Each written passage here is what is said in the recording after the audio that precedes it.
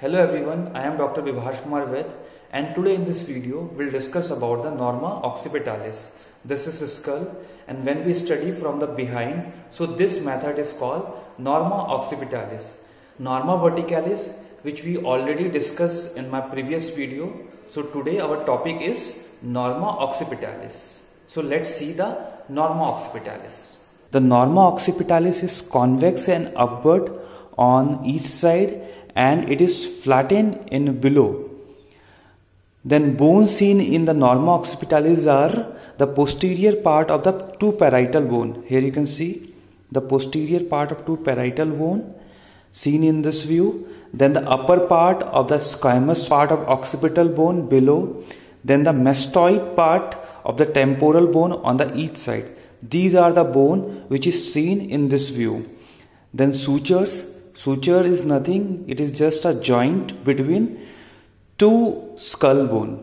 So in this view we can see the lambdoid suture, which lies between the occipital bone and two parietal bone.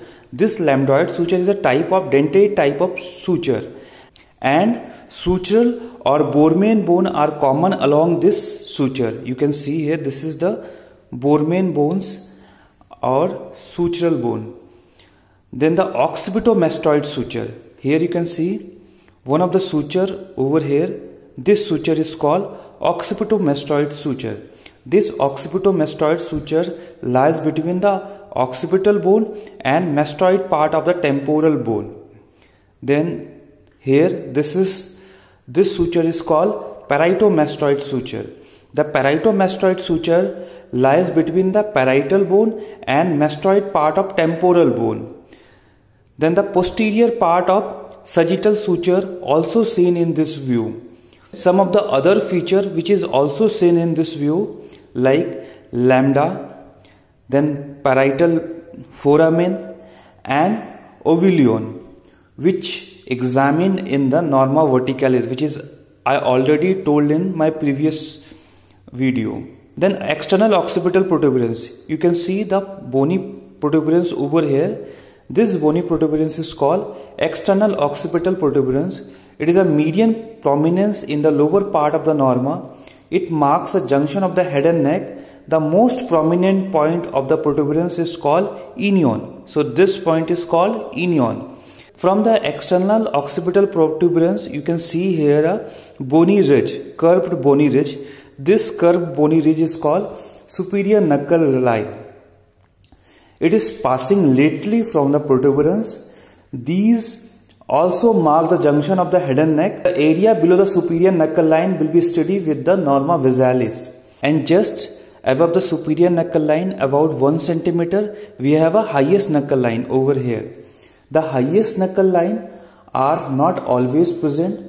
They are curved bony ridge situated about 1 centimeter above the superior knuckle line, and they wing from the superior part of external occipital protuberance and are more arched than the superior knuckle line. Here we have a highest knuckle line. Then the occipital point.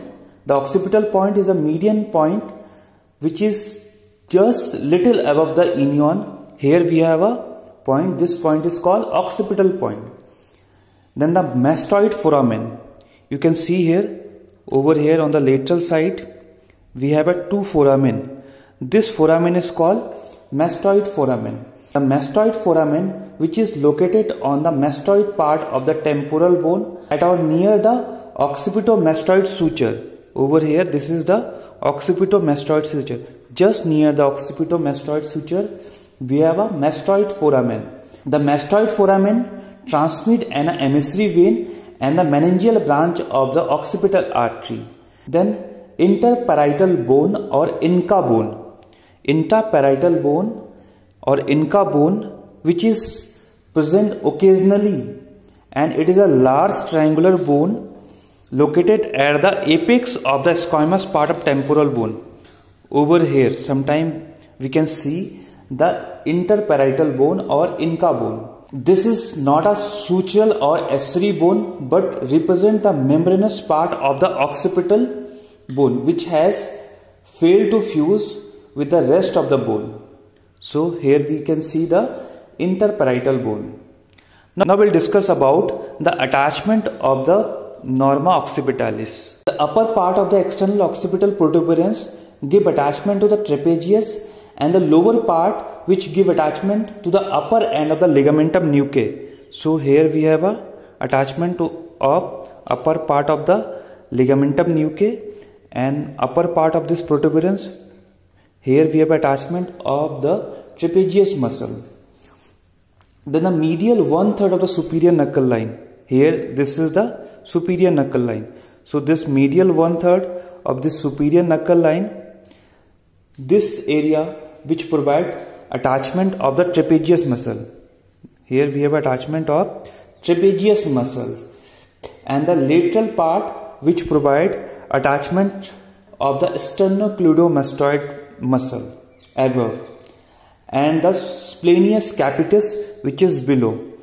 So the medial 1/3 which provide attachment of the trapezius muscle, and lateral 1/3 of superior knuckle line, the upper part of the lateral 1/3 of superior knuckle line which provide attachment of the sternocleidomastoid muscle, and lower part which provide attachment of the splenius capitis muscle. Then the highest knuckle line, just above the superior knuckle line we have a highest knuckle line.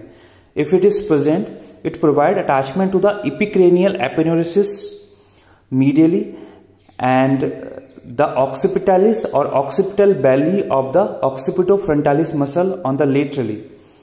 In case absence of the highest knuckle line, these are the structure which is attached on the superior knuckle line.